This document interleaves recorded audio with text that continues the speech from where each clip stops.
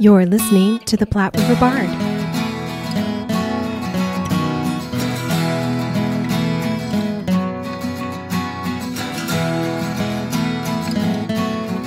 This will be our next installment of our interviews with some of the cast and crew of Our Town, which opened April 13th and runs through April 24th at the Nebraska Repertory Theatre.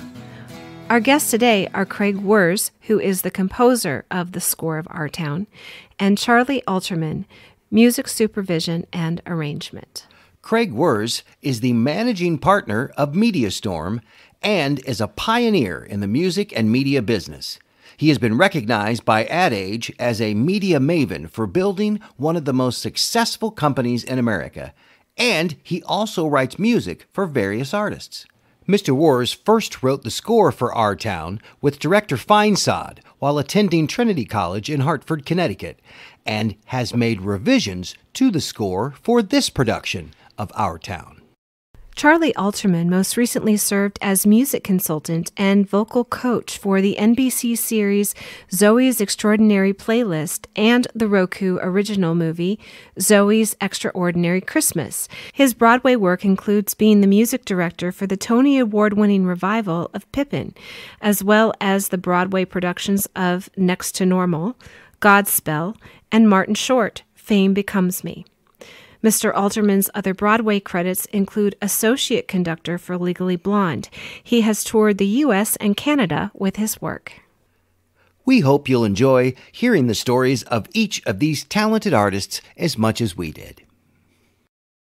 Hello, and welcome to the Platte River Bard. This is Chris Berger. And I'm Sherry Berger. And we are here today with Craig Woerz and Charlie Alterman, the composer and music supervision and arrangement, respectively. Thank you guys very much. Thank you so for much. talking with us today. Thank you. It is such a privilege to have you on our podcast. I'm so excited about it. Yes, indeed. And they are, like I said, there's composer and the music supervisor and arranger of Our Town, which the Nebraska Rep is putting on right now, and which we got to see on Wednesday. Oh, no kidding. It was fantastic. I sat just a couple seats away from you. Excellent job, by the way. Congratulations on the production. Yes. Thank you so much. And I'm just going to start off with this. Right to you guys. How did it come about that you were able to write music for Our Town? Yeah, it's actually... How does that happen? I was blown away when Andy first mentioned that. I'm like, wait, hold on, what? Yeah, it's actually a really good question. I went to Trinity College, and I wanted to do something really different for my senior project, which my major essentially was composition in the context of the theater. So I wanted to write for television, I wanted to do film, and I thought starting with live production would be a really great way in, given that we didn't have those departments. So Our Town really touched me, growing up, watching the world get faster and faster and faster, and really aligning to the line that Emily says, in the back half and the third act, that does anyone really realize life while they live it? Mm-hmm. So that attachment to me was deep. And so I started writing music for the play and realized really quickly, wait a minute, I actually need approval to put this up. So I need permission. Yeah, I need permission. And, so I had to put together a 3-song sample for the Wilder Foundation to actually review the music and accept me as a composer, which I believe there were only 2 others. That had been given the permission, and we got the permission. Wonderful. So that was the sort of backdrop to why, and then the how piece as well. So we rechecked that was in perpetuity, and it is, and so we're in a great spot. So this is kind of a rewrite of the original score that you did. Yeah, there were 12 songs in the original, so it was more a backdrop to specific scenes, and. Now we're at about 35, I think. Yeah, yeah. Yeah, I gotta say, there's music all through. Yes, yeah. Mm-hmm. So in working with Charlie, Charlie really elevated, my vision of this, as opposed to it just being what it was in college, which were songs that happened to be attached to scenes without timing. Charlie's come in and given his background of being able to attach timing and be able to restructure music and really connect emotionally to the music itself. To really kind of think of it as film scoring and say, okay, rather than like, here's a mood, here's this section really aligns with this section of dialogue. Exactly. So let's add bars or remove bars to make sure that times out. Let's work with the actors on their timing to make sure that we're aligning that, our sections. And it was a lot of trial and error. It's interesting. There were some songs that you had written for other spots that we felt weren't working, so we kind of put them in let's just put this in a pile. And then suddenly we're reading another scene. I'm like, wait, go back to that thing. And we tried it out, and we would all get chills and say, it's perfect. It's like it was always written for this spot. So oh, wow. It's really amazing. It's been a lot of distilling down the essence of each scene and making sure that the music is supporting exactly what's happening so that it helps the audience along the journey too, and hopefully helps the actors, which I think it does. It totally does. And I would never have made those decisions. I wrote a song for what we call Breakfast. Okay. Yeah. And in college, it was kind of a song that was very slow, very emotional. Mm-hmm. When really there's just this fast patter going on stage, and Charlie's like, this doesn't fit. I'm like, well, the intention was, but wait a minute, it fits on the key scene that you started writing the play for. So, oh, wonderful. And as soon as we dropped it there, it was like, oh, this is now like the emotional crux. It's the musical crux. It's everything all firing together.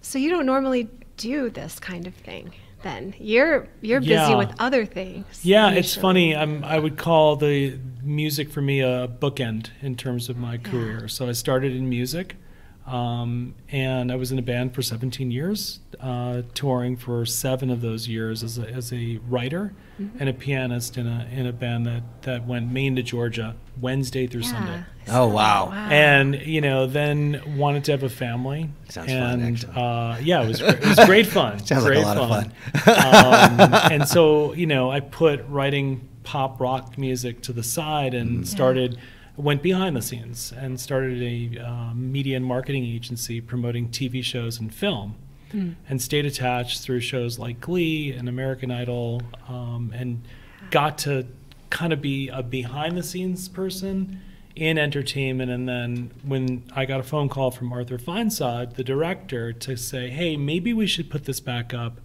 Yeah. You've always wanted to revisit it. Yeah. I've got an opportunity at Nebraska Rep. Are you open? And they were. So I'm back doing this, and I love it. So I'm ending my my time in the agency world, and so, or I should say, changing it. Right. And so now I'm back, and I've been able to really align with partners like Charlie that allow me to learn. And I think that's great at this point in life, is actually to learn something new, applying what I think I do best, which is bring passion through music. So what's next on the horizon for you then? I think this. Yeah, this is step one of many steps. Wonderful. Very good. Yeah. And so you have to direct all of this and interpret each scene musically and help the actors connect to it. Am I correct? No, that's exactly right. We sort of built it. I was at the piano and I had all the music, and I would sort of just try and connect with the actors emotionally and pace the music along with the scenes and say, okay, how does this fit? How does that fit? Let's get some markers in the music so that hopefully we can repeat this experience and do it again. Yeah, so the rehearsal process was real important for this, especially for you and the music and getting it timed with the actors. Because I've built a few new shows that had a lot of underscoring, so it was sort of familiar territory for me, I think it's been interesting to watch the way that Broadway shows have evolved, where I think music has become more and more a part of them. I'm a big fan of underscoring, yeah. Me too. I think because it's like film scoring. I actually heard a woman in the audience at our first preview, and she put it perfectly. I was like, this goes on the poster. She was like, anytime you watch a movie or a TV show, there's music underneath that helps you understand the emotion and helps take you on the journey. But plays almost never do. No. Or they'll have music for a scene change, but it's never under the dialogue. Right. Yeah. And she was like, why not? This makes so much more sense. So it's been really thrilling. I love it, and I thought it added. I thought it, because I've seen the play without music, and then I've seen the movie that had the famous score in it. But seeing it without anything in it, and now seeing your guys' version, I don't think I can go back and see one that doesn't have music in it now. Nice. It's gonna feel like it's missing something now. Absolutely, absolutely. Yeah, it really does. I got attached to it really quickly, and one of the things that I did enjoy is some people might think because it's not a musical and it's not like there's music constantly playing in the background. It is very much like a film score where sometimes you have music, but also one of the things about a good composer and somebody who's putting music to stuff is to know when to not. Oh, absolutely. We had many music. we were very intentional and specific about what needed music and what didn't. Yeah. And then it also evolved over time. We started with our first instincts of what are the key things that really need and want music. But then you sort of go through it and you think, okay, once it's part of the show, it also can't disappear forever.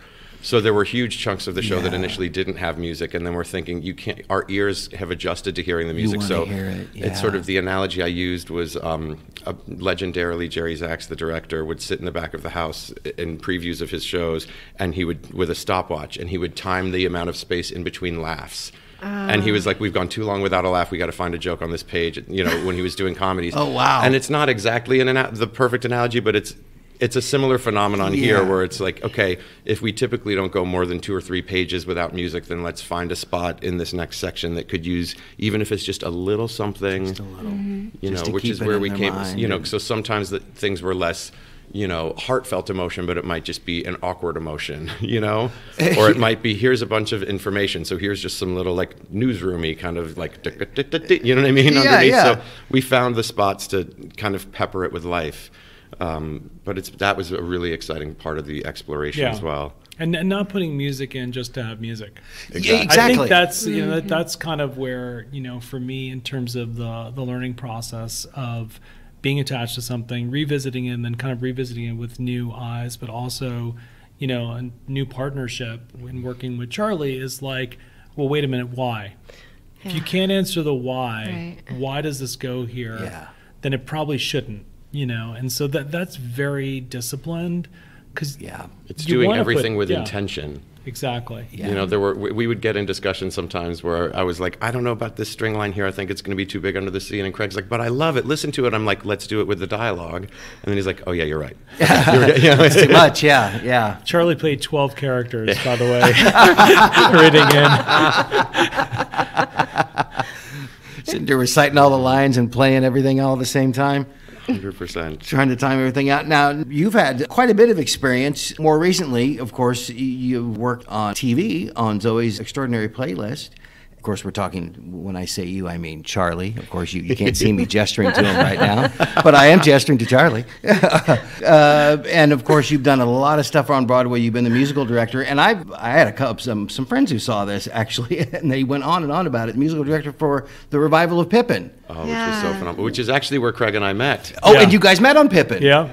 Wow. Excellent. Yeah, my son played the role of Theo, the little boy, and I got to watch the show to see Ashton play in the show, and I'm like, wow, there's the music director and the pianist sitting essentially on top of the pit.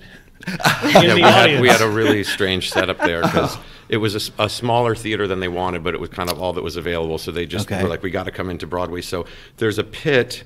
It's a theater that sometimes is used for musicals and sometimes is used for plays. So they have a cover that can go over the pit to add more rows of seats. Oh, right. Okay. And they basically said, well, we can't get rid of those seats. Oh. So I was like, this is crazy. So, okay, we'll do a remote band, which is not ideal because I'm watching on the monitor. But then the director was like, no, but Charlie, you're such a big part of the show. You interact with the cast. We have to have you there. So they just took 6 seats away for a place for a piano for me. And it was literally about 3 inches away from audience members. It was hysterical. Wow. I mean, that was a struggle. I loved being able to have the connection with the cast, but I missed the connection with the band because I just couldn't see them. Because you couldn't get to It was all, two-way video monitors. I had a video to see if they were there, so the top of the show I could say, yeah, everyone's here, we can start. Okay, cool. I had a security camera. I had my nanny cam of the band. Yes. But there was no way to make eye contact with someone. So, I'm just pointing at a camera, waving my hand and hoping that people are watching. So every now and then there'd be maybe a trumpet sub in and they'd miss a big fanfare and the actors are like, what happened to that fanfare? It's like, well, I moved my hand. I did this. If I could have seen him and known that he was out to lunch, I could give him a psst, psst, but all I can do is just hope.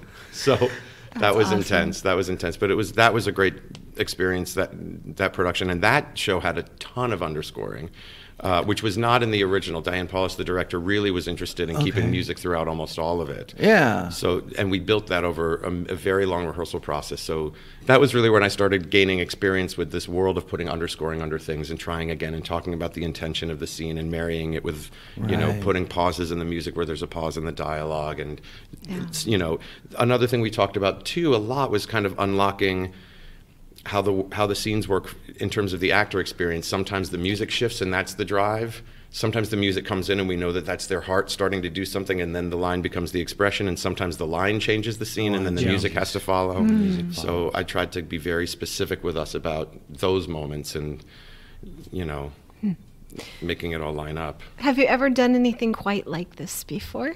Not exactly like this. I've done a lot of elements of it. You know, like I said, Pippin had a lot of underscoring, so that was a similar world. But this is, you know, a first in a lot of ways, and it's exciting. I think we're starting to see more music in straight plays, and I love it. I'm always in favor of it. I'd love to see it too, for sure. I'm a big fan. Because originally it wasn't written with music, but it was written when it went to film with music. Is that how I understand it? Yes and no. What's interesting with a lot of the plays of this generation is because there always was some music in it. There are hymns that, you know, there's choir practice down the so there's always been an element of music, but I've noticed, because I also did a production once of The Matchmaker years ago, another Thornton Wilder play of a similar era, and in the script it says that, you know, when the orchestra finishes the overture, and you're like, what orchestra, what overture, what are we, where are we, you know, I think plays at that time often did have music in them that was just kind of uncredited,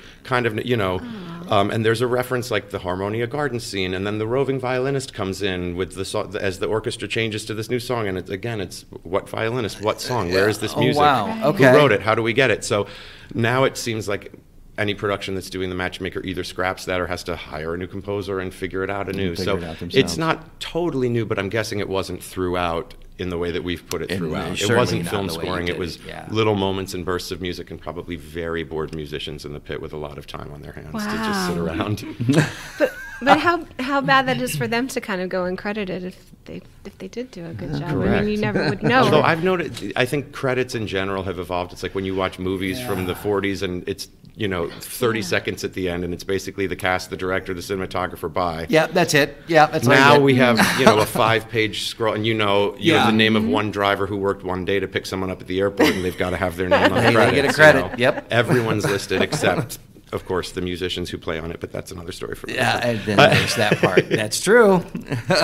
You get all the animators, but not the musicians. Exactly. Right.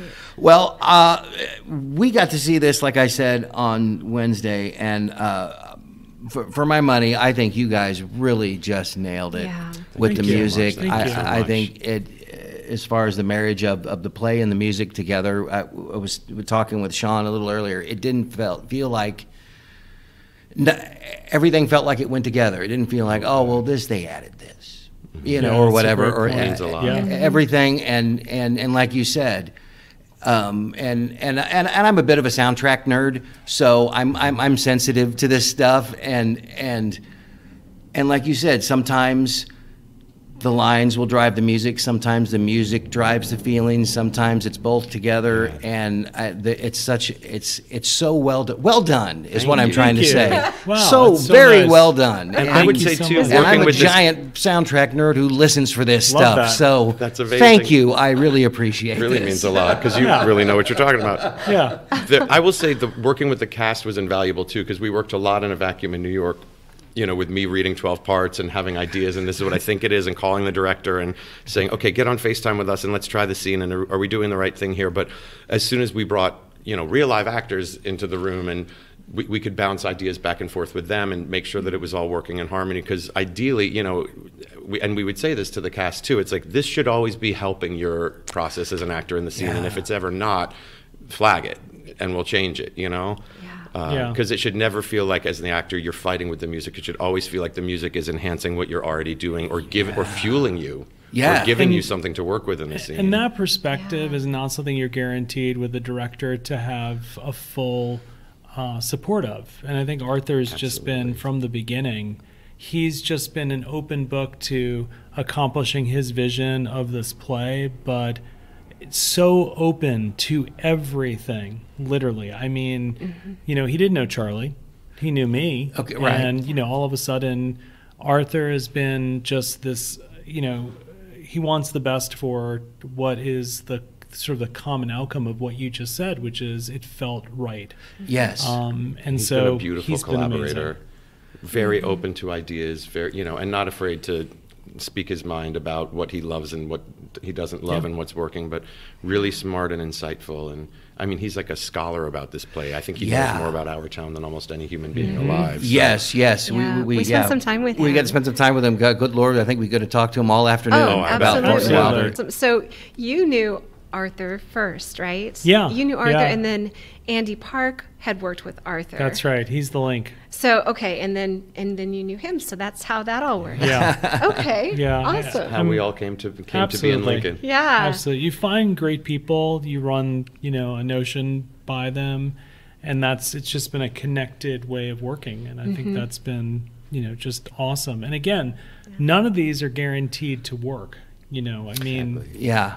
I saw Charlie for I saw him on stage over 200 times, but I also, didn't know Charlie personally, and so I think the rapport we've built, the rapport I've had with Arthur, Absolutely. And then Andy and Christina's support of the show. We were supposed to go up during the quarantine. Yes. And so, they stayed committed to this. Yeah, I remember they really wanted to do this for sure. 100%. And I think that's huge when you talk about Nebraska Rep's commitment to their promises. I'll continue to say that this is an honorable and very, very exciting group of people to work with. Yeah, well, we are so honored to meet both of you. Really, Yes, thank you it's very much. Very Thanks. exciting for us to meet people who have worked on Broadway and have written scores and all of that. That's just amazing to us. So thank you so much for being Thank a guest. you. Absolutely. It's thrilling to be here. Thank you very much, Craig Woerz. I'll get it right one of these days. And Charlie Alterman, thank you very much. And the play is Our Town at the Nebraska Repertory Theatre. Thank you. Thank you. Our Town is directed by Arthur Feinsod and dedicated to the memory of his late friend and colleague, Tony Hall, who directed Dr. Feinsod's play Table 17 in 2007. Our Town opened on April 13th and runs through April 24th. You can get your tickets now at nebraskarep.org. Thank you for listening and supporting the arts in the Platte River area and beyond. Please subscribe to our podcast so you are sure to catch all of our future episodes and join us on social media. We are on Facebook, Instagram, and Twitter. Music for this podcast was used with permission by Screaming Skull Productions. See you next time on the Platte River Bard.